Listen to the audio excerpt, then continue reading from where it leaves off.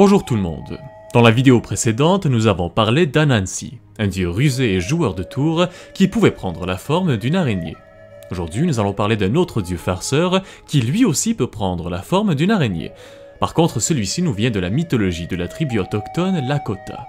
Il s'agit d'Iktomi, un esprit divin qui adopte généralement une forme arachnéenne et qui est très connu non seulement chez les Lakota, mais pour plusieurs autres tribus amérindiennes.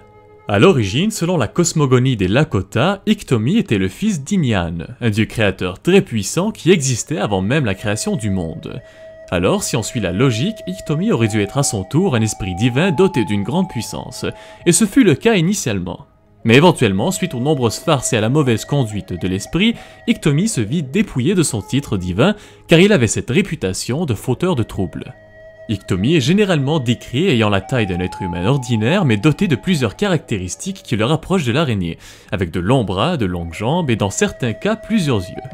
Sous sa forme humaine, on le décrit comme un homme qui porte sur son corps de la peinture rouge, jaune et blanche et du noir autour des yeux. Il possède une panoplie de pouvoirs magiques qu'il utilise soit pour nuire ceux qu'il n'apprécie pas, ou bien pour aider ceux qu'il juge bons. On remarque ici beaucoup de similitudes avec Anansi le farceur. Tout comme le dieu araignée de la mythologie Ashanti, Iktomi occupe une place très importante dans les traditions orales des Lakota.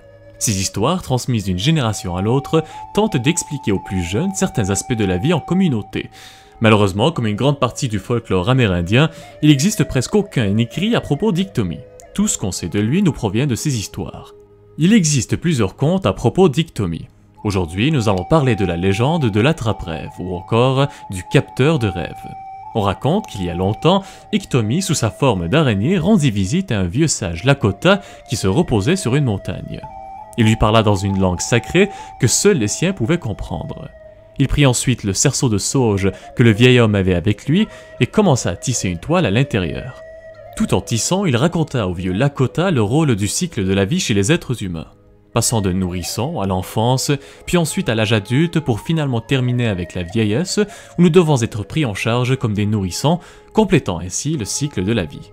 Il lui explique également les différences entre le bien et le mal et l'importance d'écouter les forces du bien dans la vie. Il continue ainsi de parler de l'équilibre de la nature tout en tissant une toile à l'intérieur du cerceau du vieux sage.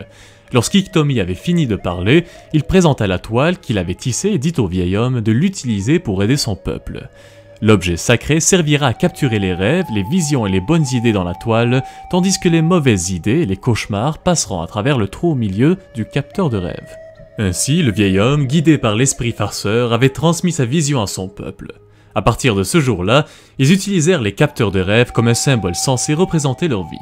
Traditionnellement, il est accroché au-dessus de leur lit ou dans leur maison pour passer au crible leurs rêves et leurs visions.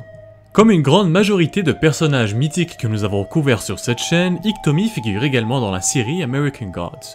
La légende d'Iktomi est également inclue dans le livre Old Indian Legends de l'écrivaine et militante Lakota Sitka Lhasa. C'est d'ailleurs ce qui m'a inspiré à faire cette vidéo.